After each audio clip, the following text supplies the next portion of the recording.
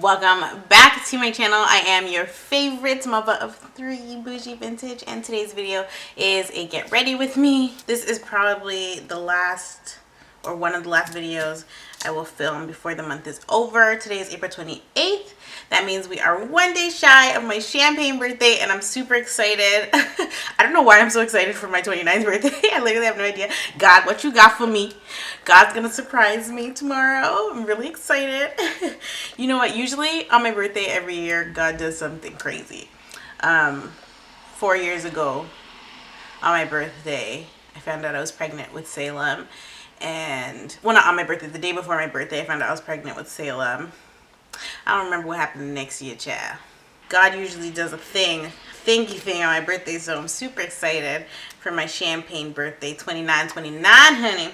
And also, I've done something different this year. Like this year, well, last night actually, it dawned on me that I should probably set some goals for this year, birthday year. And so I did, but I wrote everything that I want to see come to fruition down, which I'm really big on. I'm really big on like writing things down and manifesting them and being in God's will.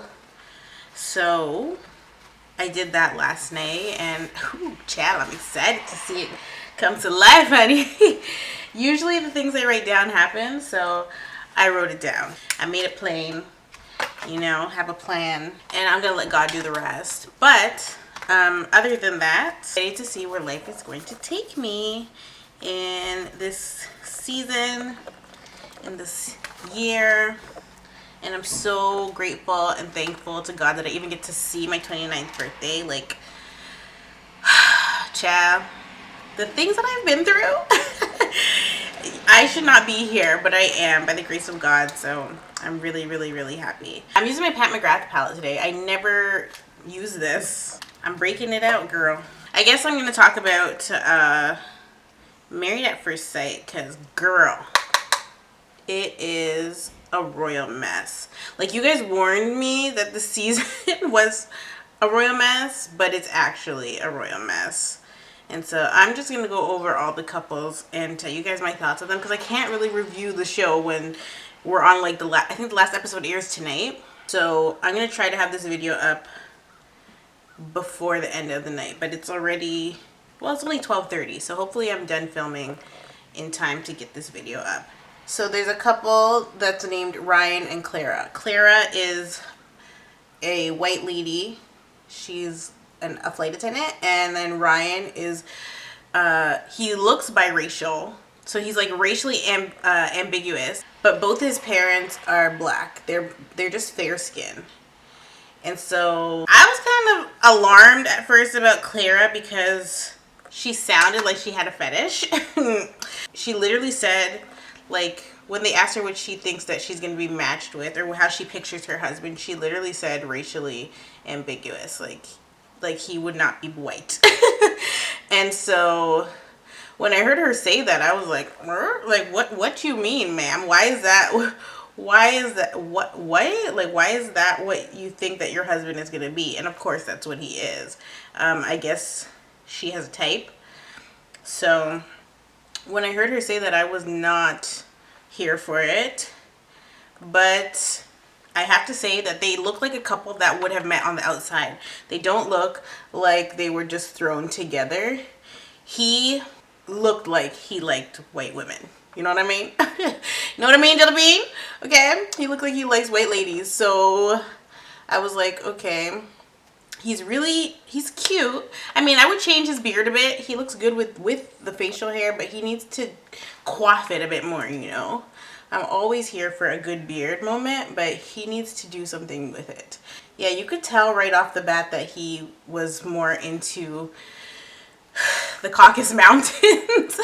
But then I was hoping that they wouldn't pair them together, because at first you don't really know who's going to get paired together. So I was hoping that they wouldn't pair them together because he had mentioned in his like in his reel that he's dated white girls before and had certain experiences with them and their families.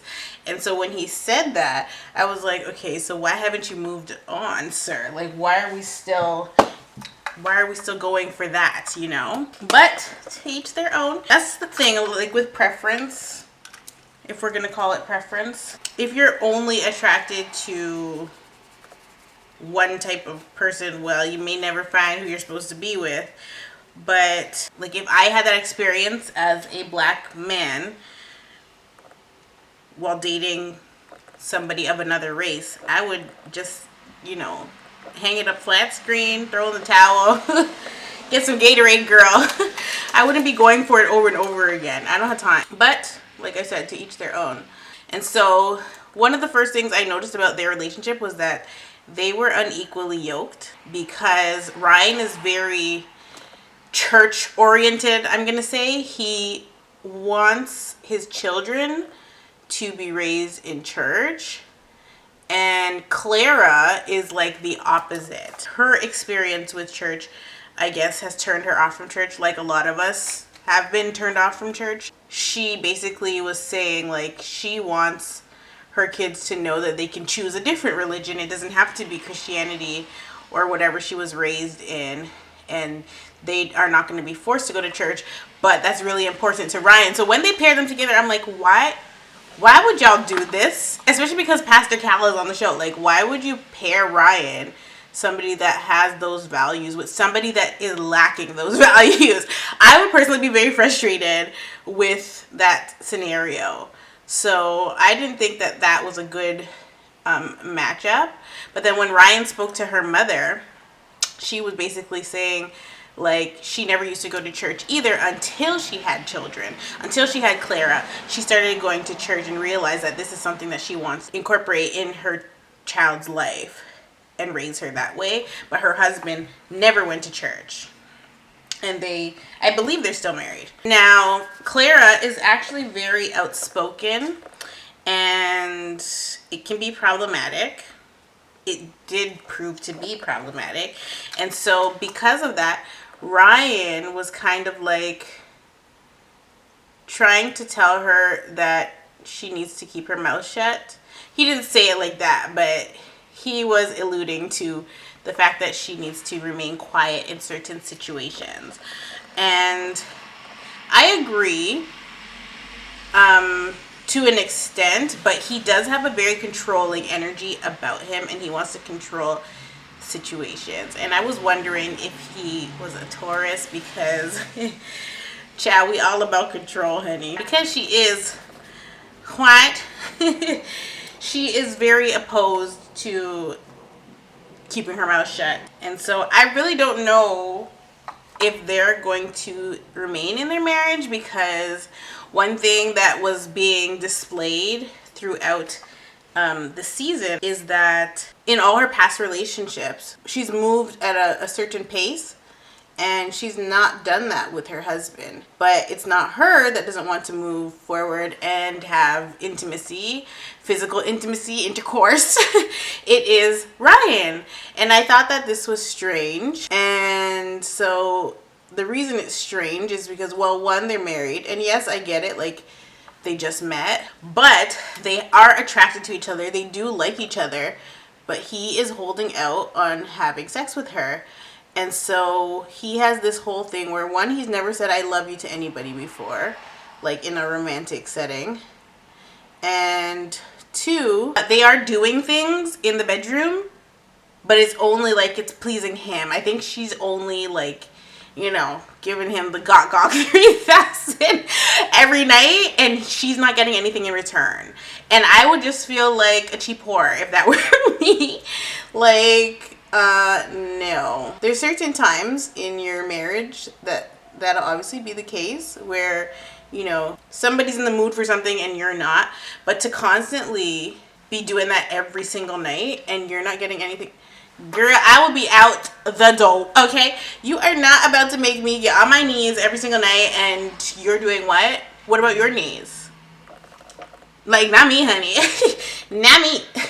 It's not a thing. It's not going to happen. Basically making excuses, I think, as to why they can't move forward. And apparently in past relationships, this is how it's gone for him. When they were talking to like the psychiatrist or whatever, the doctor, it was brought to our attention that there's been moments where it's gotten like hot and heavy and he's stopping it from going further, when that's a natural thing. Like, if it's gonna be naturally happen, just let it happen. But for whatever reason, he keeps stopping it. So then she made Ryan leave the room and asked Clara if she thinks that Ryan lied about being a virgin. So then I was like, I think so. I think that Ryan is a virgin. I think that he's never had sex because there ain't no damn way. Which man operates like this? And it's like he's scared he's gonna do something wrong. Like, I don't know. All I know is it's unacceptable. Unacceptable!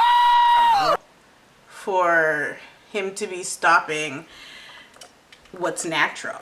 Like, I'll be damned if we are kissing and hugging and we're having foreplay and then it's just stopping. I'll be damned, okay? You can go right to hell with that. Like, I am not doing that. Where does he get off? Where? Please do tell. So I think that Ryan is a virgin. And if he's not, then I just can't wrap my head around why he is trying to have so much control over their whole not having sex thing. Like, Clara's good, girl, because me, I would have been checked all the way out. I could not be that sexually frustrated. I just couldn't do it. And it's not like they're doing something wrong, because technically they are legally married. So, like, enjoy the sex while you can, you know? But he's ruining the experience for her. And I really just don't think it's fair. So then his mom did explain to Clara, like, he's really resistant to change. And so this is really new territory for him. And she explained, like, when they were children, him and his brother, they moved into their new home. He was fully potty trained. But because he didn't like that they moved, he started to pee the bed. And he just refused to go to the toilet. And so he's always kind of been somebody that wants to be in control. And so the fact that he is now thrown into a new situation and has no control, really, this is like the only way he can get control. But I think that's so horrible. Like, why would you enter into something like this and ruin it for the other person? Because I'm pretty sure the people that sign up for the show, they don't sign up for it to go south. You sign up because you're looking for something specific. So I don't agree with Ryan's behavior. He still has not said to her, I love you. He's keeping it very PG with, like, I have love for you and stuff like that. And I'm like, that's some bull. Because if you're feeling it and you're refusing to tell me, I can't read your mind. And I'm not going to read your mind. Anyway, I think on decision day, they're still going to remain. I think they are going to continue to be married on decision day. But if I were Clara, I'd be jumping ship. Because I'm not going to wait around forever, honey. I need my needs met, and I need them met expeditiously. And if you entered into the marriage with a lie, like if he's a virgin and he lied on his application, well, and I can picture him being a virgin because of the whole church scenario, how he was raised, right? So I swear, when you see the people on the show, it doesn't take very long to see why the people are on the show. It doesn't take long at all. Like, really, because of how controlling Ryan is, it only makes sense that he's single. Because nobody is trying to be with somebody that is controlling. So moving on to a couple that I thought I would be rooting for and that I was very in love with at first. Vincent and Brianna. There was so much hope, child. There was so much hope. So Vincent is, was he Dominican? I think he's Dominican. And Brianna is black. Okay, she's gorgeous. She's so cute. You could tell right off the bat that they were attracted to each other on their wedding day. And so I thought they made a beautiful couple, and I was really rooting for them. Brianna is an engineer, so she is pretty much financially stable, and Vincent, he is an entrepreneur. All in all, I would think that they are a good match on paper. The only thing was she's definitely or would be classified as the breadwinner because her income is stable, whereas he's an entrepreneur. Things happen when you're an entrepreneur, okay? So yeah, when I first saw them, like immediately I'm attracted to them. I'm rooting for them. I'm so glad I watched the last season before I watched this season, because this season really is not a good season to start on. It's like almost all the couples on this season are 50-50. Are they going to make it or not? Maybe even like 70-30. And that's 70 failing, 30 prevailing. Whereas on the last season, I was rooting for 3 couples, which is more than half of the couples that are on the show, because there's usually 5 couples. Vincent and Brianna, the reason that I changed my mind about them is because I see that Brianna is a little crazy, and I see that Vincent is a little, I don't know if it's insecure. Like, I think I understand why they were paired together, but Brianna is way too bossy. Way too bossy. But the very beginning, at the wedding, her family and friends let him know that she is bossy. Like, they must have said it about 10 times. She's bossy, okay? And we get to see that almost immediately. Vincent is very sensitive. Now, ain't nothing wrong with a sensitive man, honey. But I feel like you can be overly sensitive, and I think Vincent falls into that category. Some people you can tease, and then other people that you cannot tease, and he's not somebody that you can tease. That wouldn't work for me personally, because I'm the type of girlfriend, wife, whatever, that I'm gonna tease you, okay? And I anticipate that you're gonna tease me too. That's why it's important to be friends first. And this is why I would never sign up for this show, because you do not know what you're gonna get at all. You don't know what the person's gonna look like. You don't know what they're gonna smell like. You don't know what their hygiene situation is. I just cannot get into something like this for myself. But like I said, you see very quickly why the people that apply for the show end up on the show, because once I started to see how bossy Brianna was, I was like, oh god, she's overbearing almost with what she is like wanting from him. She won't even let the man sleep in. Like, it's a weekend or whatever, like he doesn't have work and he wants to sleep in, he wants to get a little bit more sleep, and she's like not having it. And it's like, okay, he's a working man. It's not like he's, you know, playing video games all day, has no job, has no income. Then I would say, okay, she has a reason to be so you can't sleep in because you ain't got a job. But that's not the case. I don't know if they are going to make it past decision day, but I think that they will. One of the major issues that they are going to come up against in their marriage is having children, because Brianna does want to have children, but she has high blood pressure. I think a big misconception about high blood pressure is that you have to be not healthy, overweight, and something like that to experience high blood pressure, but that's not the case. Brianna's actually very petite. She looks like she's healthy, but she does have high blood pressure. And so when you're pregnant, every time you go to the doctor, they check your blood pressure because it can affect the baby. I actually have a friend whose blood pressure shot through the roof before she was like a week before she was full term, and they ended up having to take the baby out. If she can't have children or can't carry children because of her high blood pressure, that may be an issue, because Vincent really wants to have children of his own. And so they already have mentioned adoption, but I didn't understand why they skipped past surrogacy and straight to the adoption topic. I was kind of confused at that. So if that's really the only issue that they're going to come up against, then I think that they'll stay married, but it may be a deal breaker for Vincent, because he's all about like his legacy, and he wants to be the father that he didn't get to be because he was like raised by his aunts or whatever in the Dominican. I also feel like, I I don't know, when I watch them have conversations and I hear like Vincent talking, I feel like he's not very articulate, whereas Brianna is.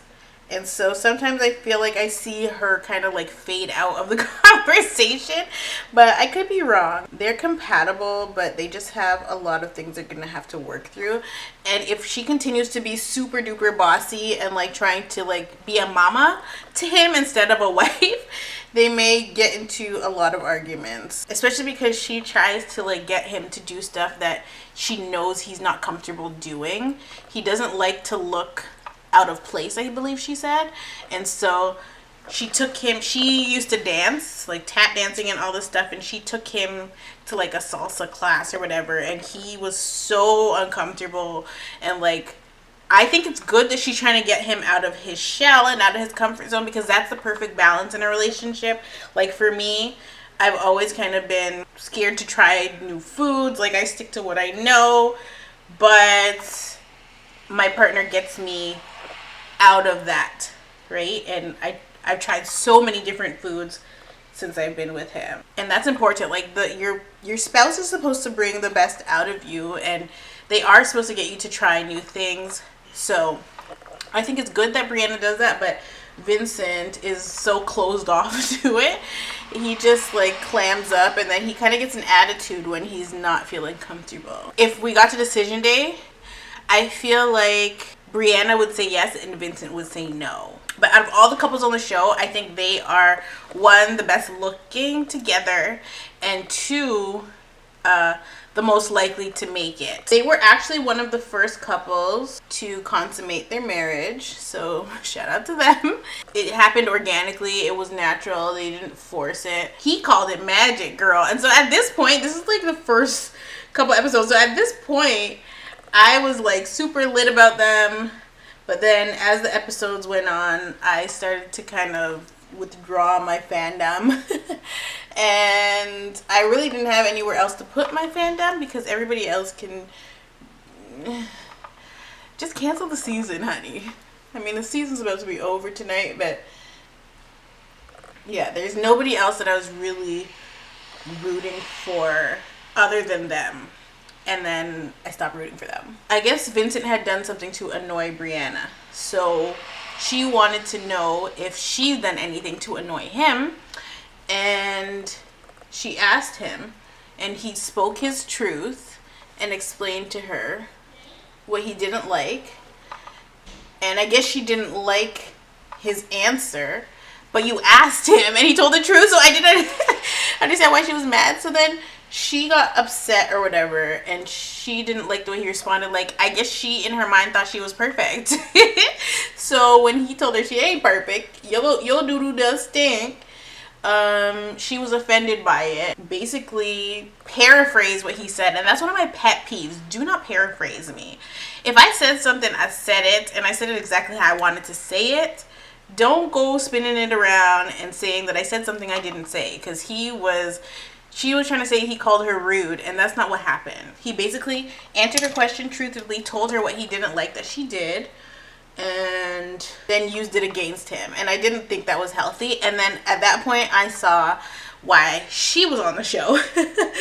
I saw that she was on the show because if this is how she's been acting in her previous relationships, yeah, that ain't gonna fly with people. And then after that, she went ahead to tell him how he annoyed her earlier that day. And it was mad awkward to watch this whole entire scene. It was like, what? So did she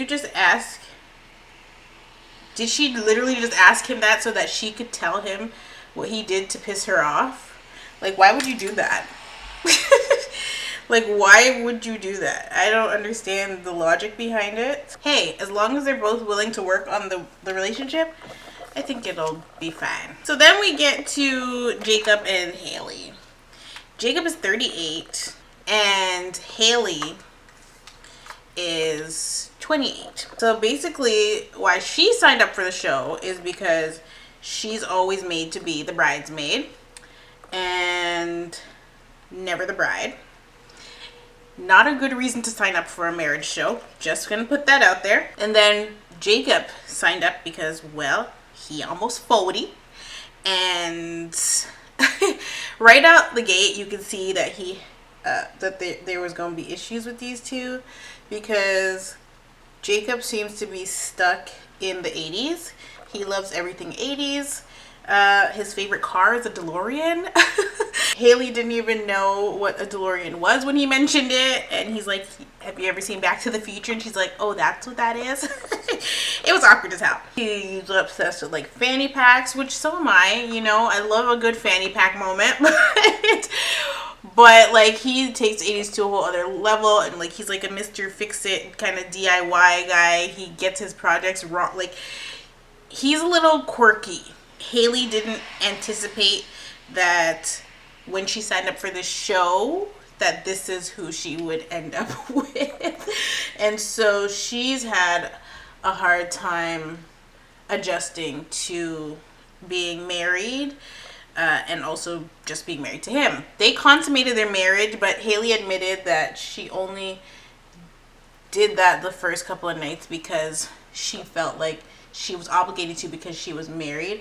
And so it kind of just boiled down to whether or not she is attracted to him or not.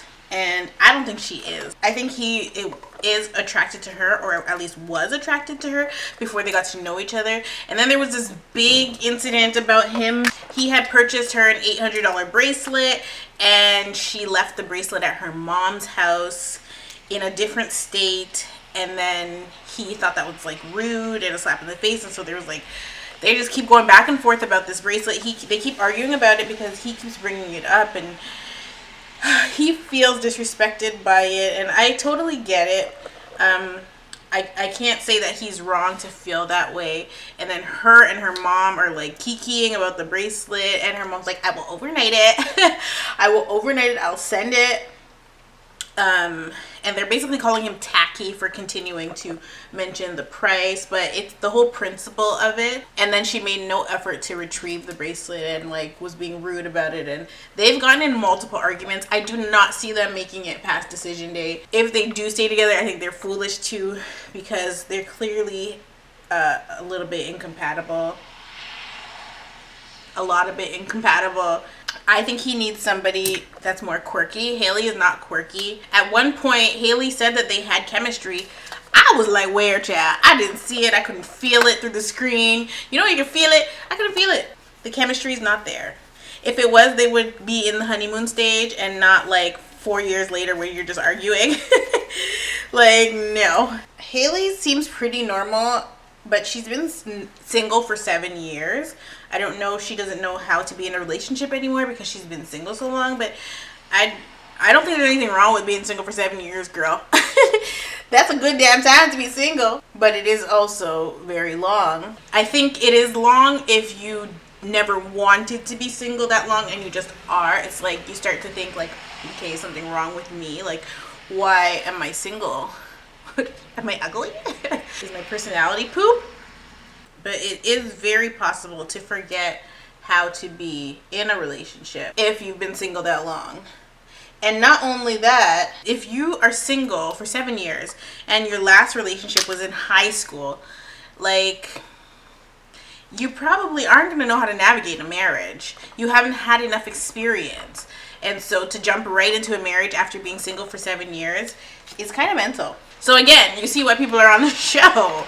I'm going to get into the bread and butter of the season, because realistically, the season would, if these two weren't on the show, as horrible as their situation has been, the season would have pretty much been a dub, because since they left the show and the drama of them is gone, it's not been, you know, most fun to watch.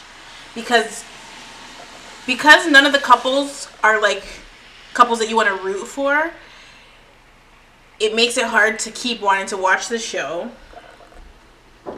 Yeah? Who's it? Huh? Yeah, she wants to drink the bottle. Oh my god. Nola. Miss Nola. In your ear. Nola, are you serious? No, she won't drink it. Me warm me up, me do everything she don't want it. So she's protesting. She's starving herself. She could lose a little weight. She's so fat. I'm sorry, Nola. You are fat, honey.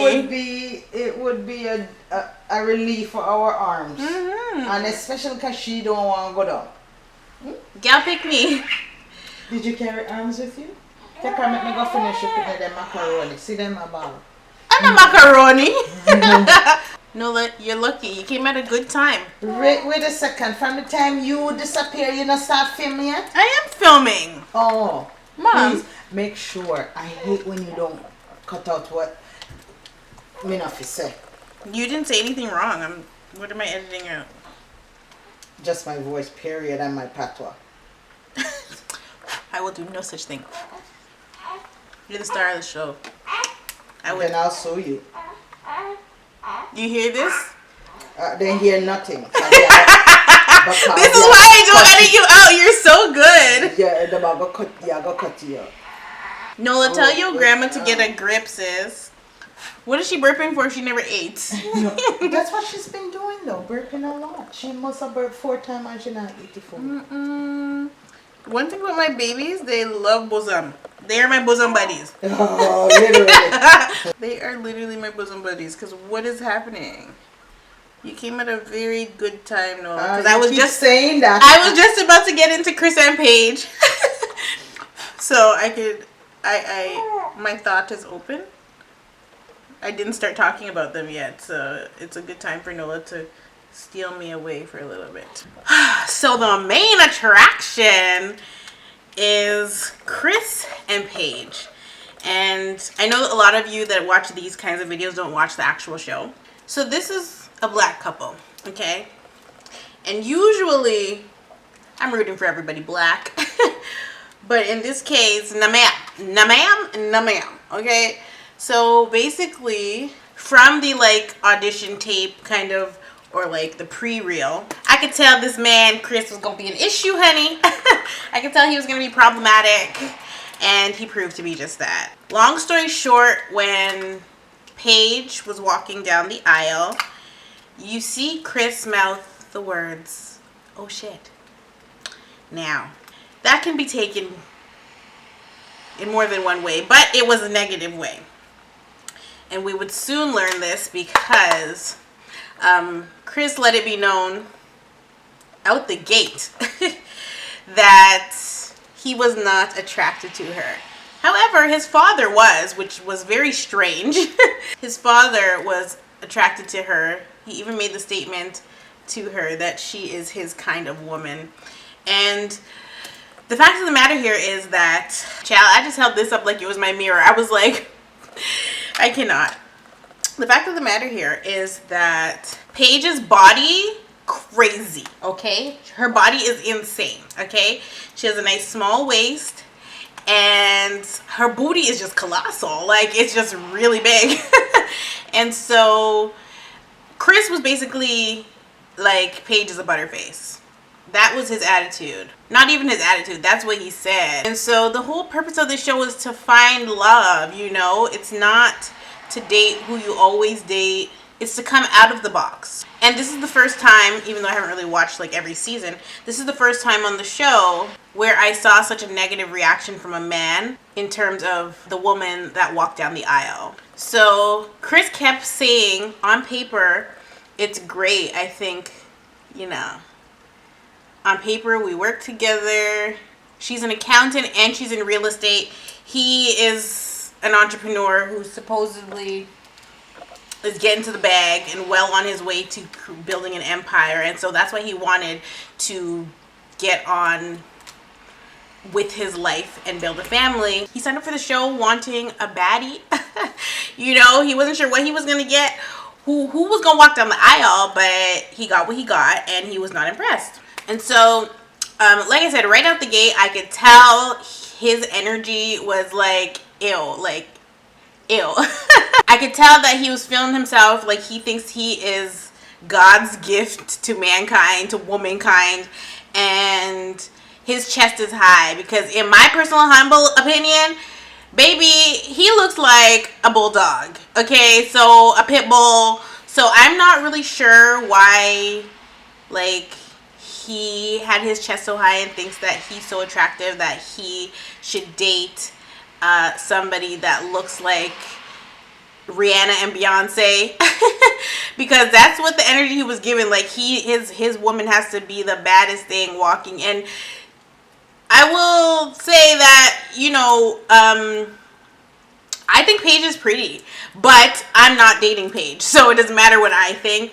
He did not find her face to be, you know, attractive. Despite knowing that and feeling that way, he still slept with her on the wedding night, and then the morning after the wedding night, and then disappears, goes AWOL, and is like how he just needs to clear his head or whatever. Comes back, tells this lady he's not attracted to her after he's had sex with her more than once. Could you imagine?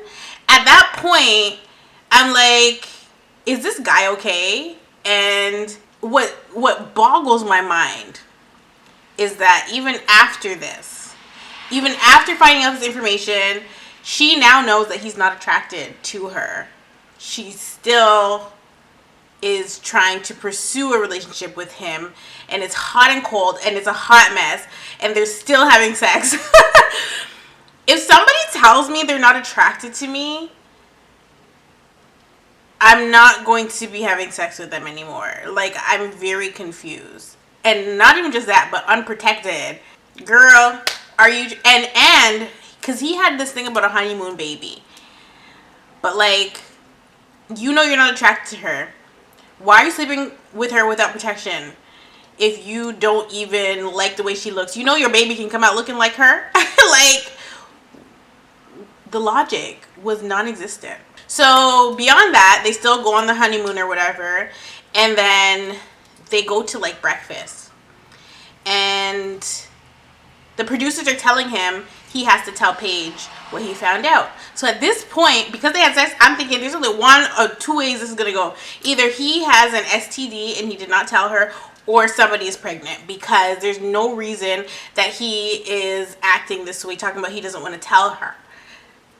And so I'm like, all this drama, and it's like the first like 3 days into the marriage. I'm like, this is the ghetto. They go to breakfast, and he is being cold or whatever, and he's like telling her he found out some devastating news, but then doesn't want to tell her what it is, and has an attitude, and then is like, so when are we gonna go to the pool? Her? You just told me you found out devastating news, and now you're telling me when are we going to the pool? My nigga, what? Like, my head was hurting. So at this point, he leaves, or does Paige leave? Paige walks off because she's like, we're in a marriage. Like, yes, we just met each other. Yes, we're strangers, but we're in a marriage. We're not communicating. I don't get it. How are you going to tell me something like this and then not spill the tea? And so she goes to the producers, and the producers are like, we can't tell you. At that point, you guys, I would have been checked out. You're not going to tell me that you can't tell me. What? This is my life here. Like, why are you guys playing a game with me? This is crazy. So they tell her they can't tell her. At that point, I would have packed up my stuff and said, okay, send me the divorce papers in the mail, child, because this ain't it. They convince him to tell her. He brings her into the bathroom, which doesn't make any sense. I guess he might have been trying to protect her from, like, embarrassing her on camera, but it didn't matter because it was going to come out anyway. So he takes her into the bathroom, tells her to turn her mic off or take her mic pack off, turns on the shower so we can't hear what he's telling her, and then they come out of the bathroom. The devastating news is that his ex, who he was engaged to, 6 months prior or something like that, or a year, whatever, has contacted him and told him that she is pregnant. And she's 6 weeks pregnant. And the problem with this is that the process to sign up for the show is longer than 6 weeks. And so while they were in the process of the show, his ex's father had passed away. He went to go pay his respects, and at that point they were intimate. So he says. When I'm first hearing this, I'm like, no, this don't make any sense. I was like, he's obviously lying. He's so unattracted to this woman that he's going to extreme lengths, creating a narrative so that he can get out of the marriage. It backfired though, because after she finds out about this baby, she's still staying. I said, what? this is God's sign to you, ma'am, that you need to go. But Paige is so, or was so, stuck in like the church mindset or the Christianity mindset where like divorce is wrong and like marriage is thick and thin. And I'm like, no, no, no, no, no. I can understand if this was a different situation, but you are with a stranger, you do not know this person, and you are not obligated to stay in a marriage after you find out that this person has a baby on you. Like, girl, first of all, you should not be doing that if you have years with somebody. If you just have 3 days and this person's coming with this information, it's like, no, because you signed up for this process and then you weren't serious about it. Because why are you having sex with somebody 6 weeks in, but 6 weeks before we get to this place? That means that I wasn't even considered, you know? I guess they have a little bit of time to process things, and then they go and have another conversation about it. At this time, Paige asked him, like, how's the young lady feeling, the person, his ex, how's she feeling? And he giggles and said, well, I had to tell her I was married. Like, he got a kick out of it. And then he said, like, pardon me for giggling, but it's just to keep from freaking out or some foolishness like that. And I'm like, this man is a whole narcissist, and he thinks this is a game. Like, he literally is playing with not only her life, but the other girl's life, if she's even really pregnant. So he basically starts apologizing to Paige and telling her, like, she deserves better or whatever, like, and this is not how a marriage should begin. And he also asked her, like, if this was decision day, like, what would you do?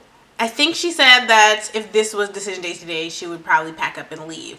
So I'm not really sure how she decided that she was going to stay and try to work it out with him, because it didn't make any sense to me. I'm like, no, you just found out some crazy freaking news.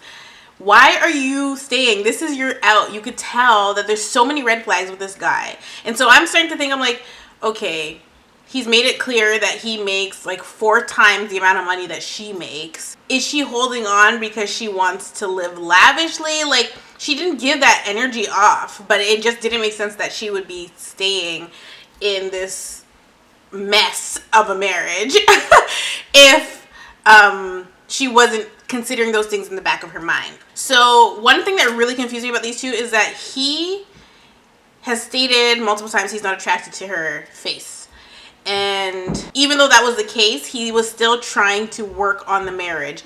Even though now he's brought in this baby and he was like how he wants to work on the marriage. Like, they were basically like hitting the reset button, and I didn't get it. I'm like, this is the out, like, this is the exit. Exit stage left. Why are we still here? This is probably the most ghetto season of the show. A lot of people say Australia has really good content and UK has really good content too. I haven't seen either one of those yet. I will get there when I get there, child. But this is messy. So of course Paige ends up asking him like how he feels towards his ex, and he doesn't answer the question. He says none of that matters because she is his priority. Paige is his priority. Keep in mind, I forgot the most important thing. Keep in mind, this man is an ordained minister. This is why I don't mess with these church folk, y'all. Like, I cannot.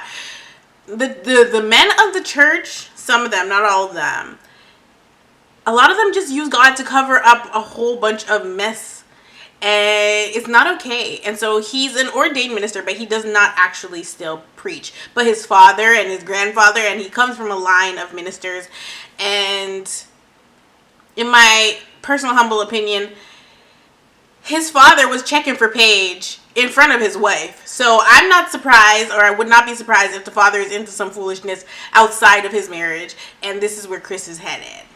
Honestly, watching this, I was very perplexed. And the next few episodes didn't make it any better. So the reason why I think he's a narcissist is because he was trying to get out of the marriage, but still trying to keep Paige in the marriage at the same time. She basically said that she, in her previous relationship, she was like a stepmom. Like, she's dated people with children before. She doesn't have an issue with that. She loves kids. He tells her, like, I will support whatever decision you decide to make, but don't be surprised if I chase after you. Why are you chasing after somebody you're not attracted to? I don't get it. Like, the wheels were not turning in my head. I was stuck, girl.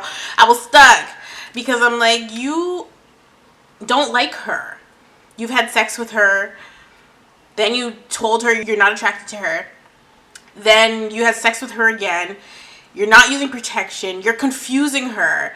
And this is the type of person you don't want to be intimate with, because he clearly will have you in bondage. Now, I don't know if Paige had like a self-esteem issue, but when he said, "Don't be surprised if I chase after you," this lady smiled, child.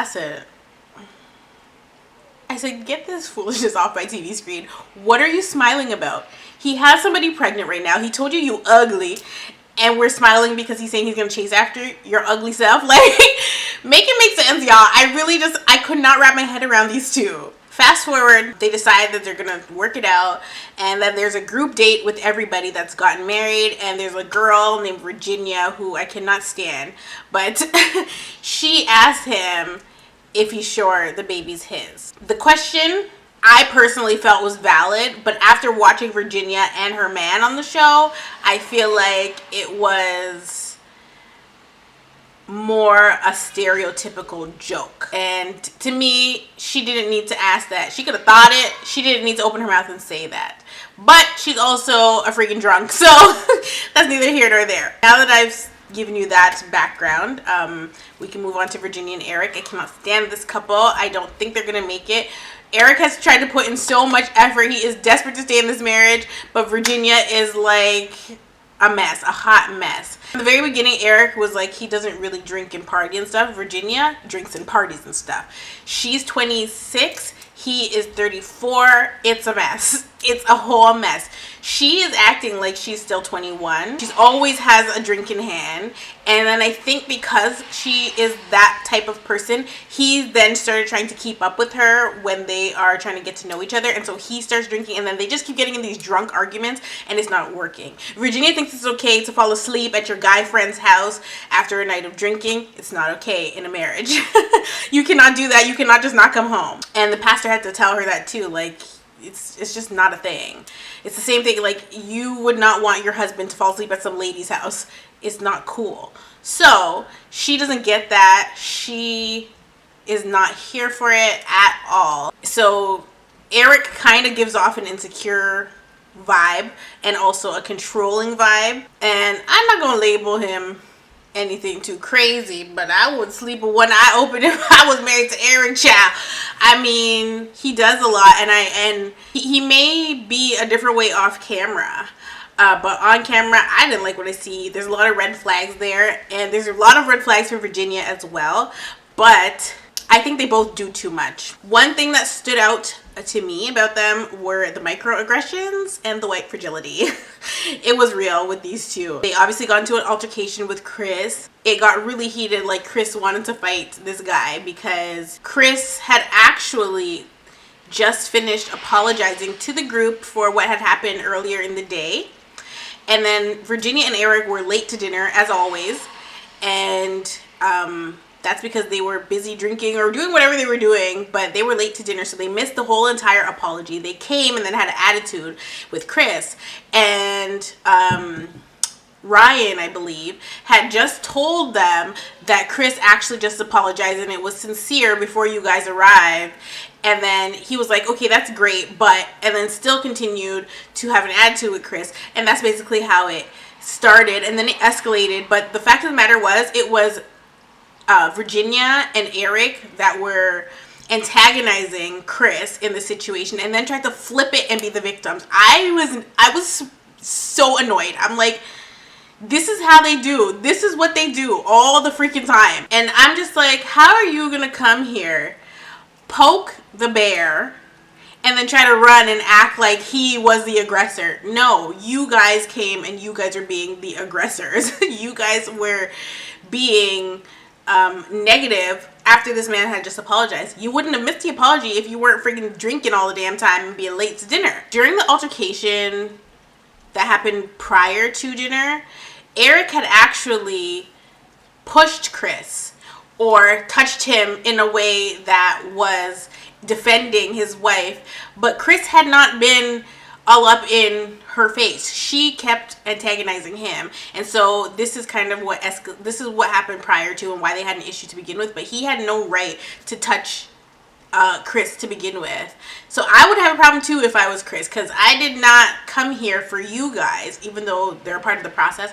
I came here for my wife. Now, Chris is problematic on his own, but that's a whole other story for a whole other day. Anyway, fast forward again, because Chris and Paige just have too much drama. They start talking about the situation again, the one that involves the baby. And he admits to Paige that him and the ex had a conversation about what they are going to do in terms of raising this child and discussing potentially getting back together. But you're married. So when were you gonna let me know this? And I thought I was priority. Like, that's what he told her earlier in the day, and this is why I say he's a narcissist. He's gaslighting her. Right after that, after she was like to him, like, what the heck? He basically tries to say, I didn't say that we were getting back together. Yes, you did. Like, the fact of the matter is, even if you didn't say that, you were having a conversation about it behind my back. And we said that we were working on our marriage. So why are you now turning around and telling me that that's not what you said when that's clearly what you said? Like, oh my God.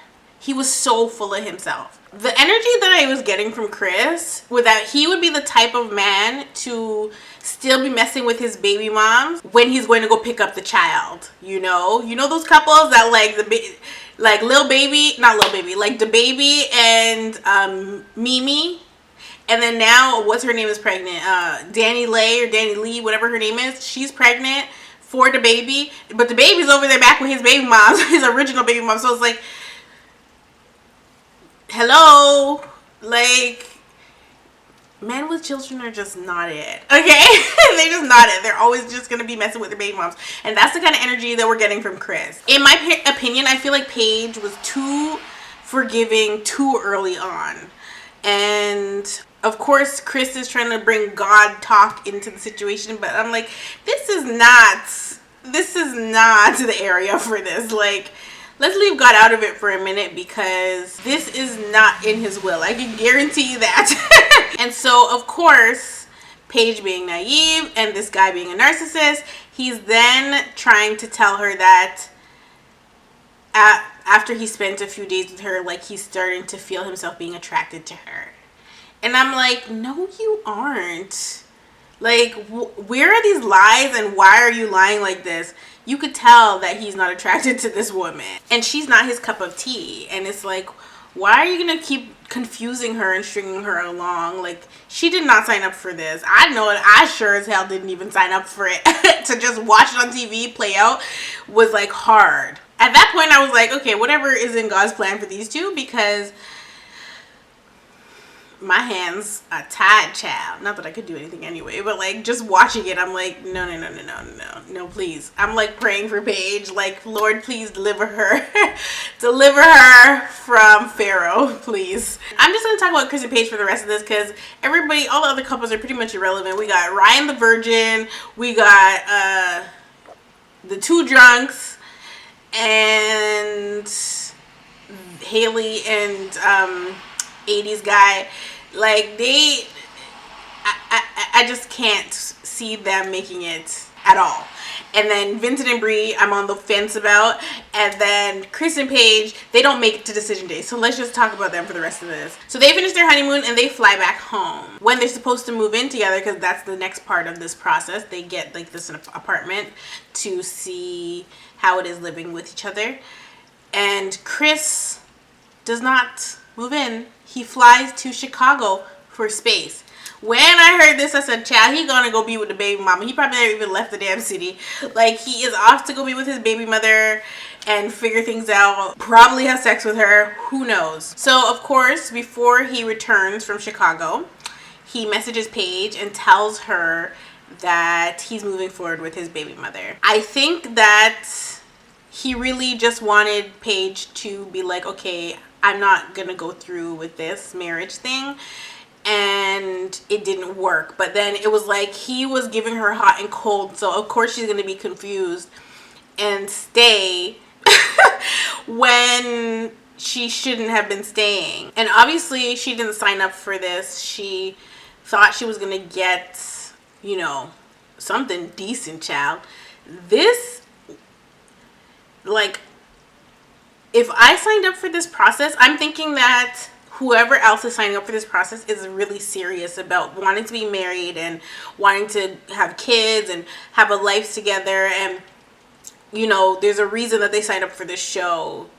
This guy was pulling out all the stops. And so it's like, why tell her you have somebody pregnant and then tell her, but you still want to work on the marriage? Then you come back home and it's like, no, I'm going to be my baby mama instead. So she ends up telling Pastor Cal all that has transpired. She was like, I'm sick of this. Like, I don't want nothing to do with this. This is ridiculous. She admits that they had a lot of sex, unprotected, and even after she found out that they had a baby on the way, or that he had a baby on the way, she was having sex with him. And then I was like, you know what? Subconsciously, she's probably competing with the alleged baby mother. She may not be doing it on the surface, but she wanted something out of this experience, and obviously a baby is not what she wanted out of the experience, but subconsciously her mind might have been doing backflips and aerials, because I can't put my finger on why, when that information was brought to her, she decided she still wants to stay with him, unless she has a self-esteem issue. Now, she admits to Pastor Cal that she only started having sex with him because she felt that was her duty as his wife. And this is why I say she's stuck in this churchy Christian mindset about marriage and how it's supposed to work and what she's supposed to do as a wife for her husband, even though her husband is not doing what he's supposed to do as her husband. You know what I mean? And so she says that Chris had stated he wanted to have sex with her because he wanted to connect with her on that level. But Chris obviously had ulterior motives. That is a given. And the reason I say she was competing with the baby mother is because if you know all this information, why aren't you using protection? It's one thing to have sex with him, but to have sex with him without using protection is like almost like she wanted to get pregnant too, so then he has to stay with her. And like I said, it might not have been on the surface, but subconsciously that has to have been what was going on, because it just doesn't make any sense. The master manipulative vibes were definitely vibing with Chris. I think that he's a master manipulator. I was very much getting Diary of a Mad Black Woman. Of course, a lot of the things are scripted because Chris ends up showing up to this therapy session late as hell. He brings up the topic of divorce. He's trying to explain to Chris, like, this is why we matched you guys together. Paige is showing that she's a ride or die type woman, and this is who you need. But this guy goes and says, to her credit, my ex is a great woman as well. And I'm like, just when you think he can't get any worse, he just says something else out of his mouth, and you're like, oh my gosh, like, this is embarrassing. This is just embarrassing. So the pastor ends up asking Paige, like, do you want a divorce? And I'm literally expecting her to say, yes, divorce, please, like yesterday. But it didn't happen. That's not what she said. Instead of saying yes, this lady beats around the bush and says, well, it all boils down to he still has feelings for his ex, and there's nowhere for me to fit in there. And I'm like, you have literally already given up control. And so if that is what you're getting in the first 3 days of your marriage, then the first 3 weeks of your marriage, then the first 6 weeks of your marriage, it's like, what do you think you're going to get in the next 6 years of your marriage? It's like, no, this is not okay. Now, Pastor Cal said he usually fights to the death for marriage, but in this case, he does not think that these two should stay married, and I agree with him 100,000%. Chris doesn't need to be married to anybody but himself, because that's who he's full of, okay? This is the part of the episode that got me. I'm like, throw the whole man away. Just throw him away, okay? We never needed him on this earth, because after the pastor leaves, this guy, again with his madness, he leans over, he apologizes to Paige once again, leans over and whispers in her ear, I am afraid of falling in love with you. And we only know this because Paige ends up telling us what he whispered in her ear. And basically, now he's trying to say he's afraid of falling in love with her. That's why he's causing all this chaos and confusing her. And then at this point now, she's again roped into where she's like, this is some high school love story BS. Like, it's really horrible to watch it unfold. Like, she's literally giddy that he said that he's afraid to fall in love with her after just doing the most behind her. Literally in the therapy session, he's there saying that his ex is an amazing woman as well. Like, what? And like I said, you think that it's the worst of the worst, but then it just gets worse. It's like the gift that keeps on giving in the most horrible way. Like I said, they don't make it to decision day. So they don't even make it to the couples retreat. They do end up hitting the reset button. But after they hit the reset button, again, Chris goes ghost. And it's like, how many times are you going to let this guy play with you? He already played with you from day one. When you're walking down the aisle and the man says, oh shit, that is problematic. So they meet up with Dr. Viv. And Dr. Viv is like flabbergasted because she's like, Chris, the person that I got to know, like when you signed up for this show, is completely different than who I'm seeing in front of me right now. And I'm like, this makes a whole lot of sense because obviously he was throwing on the charm so he could get on TV. Like, I don't know if he wanted clout. Like, I don't know if he signed up to get some followers on the internet.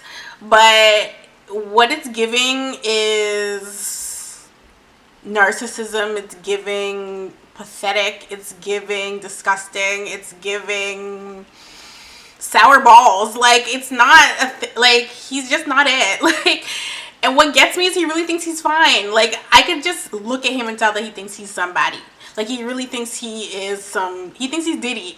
Granted, the woman that he allegedly got pregnant was pretty because she was on an episode, but I never saw the episode. Like, my PVR said that she was going to be on the next episode, and then I watched the next episode and she wasn't on, and I was confused. Anyway, so when Dr. Viv asked Paige why she stayed after all the drama, this lady is here talking about that's what she felt like God had intended her to be in that moment, a caring, supportive wife. And I'm like, girl, no.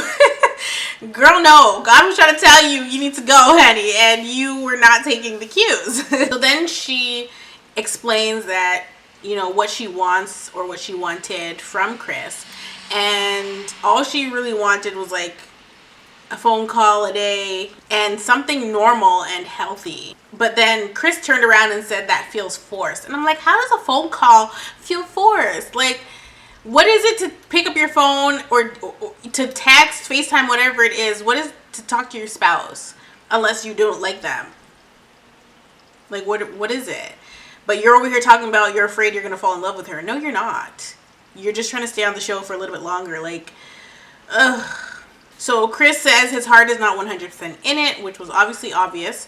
And then Paige asks him, like, okay, what's going to work for you for this relationship? So Chris starts talking about how he'd rather go out on dates and blah, blah, blah. And the doctor's like, all she asked was for a phone call. You're talking about doing the utmost. How did we get to doing dates when she's just trying to get a text from you, a call from you, check in on her, like, hey, babe, how's your day going? To me, that is normal. That's what you should do in a relationship. At this point, Dr. Viv and Paige are both confused because what is Chris really talking about right now? Absolutely nothing. And so at that point, the doctors were like tapping out. And if the doctor and the pastors are like, I can't help you, you need help. You need to go. But yeah, they didn't make it to decision day. The drama was never ending with those two, but then the season kind of plummeted for me personally because all the other couples are boring. They weren't fun to watch. At least on the last season, like Amani and Woody were so fun to watch. And so we don't need negativity. That's not what is the purpose of the show. but we needed entertainment, and Woody and Amani were entertaining. They were cute to watch. They made you want to watch the show, and it was in a positive way.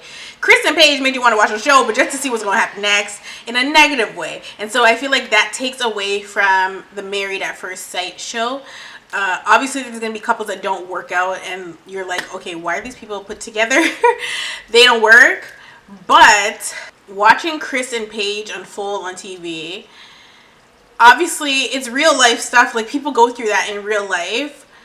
But the way that it was shown was really, really, really hard to watch for Paige's sake, I think. I felt bad for Paige, but then at the same time, I'm like yelling at my TV, like, come on, Paige, like, get it together here. Like, what are you doing? You know, why aren't you taking the out? But she wanted to be a wife, honey, so that's what she chose, and it didn't pan out. Anyway, you guys, that is it for this video. It's very long, chill. I love you all so much, and I will definitely see you in the next one.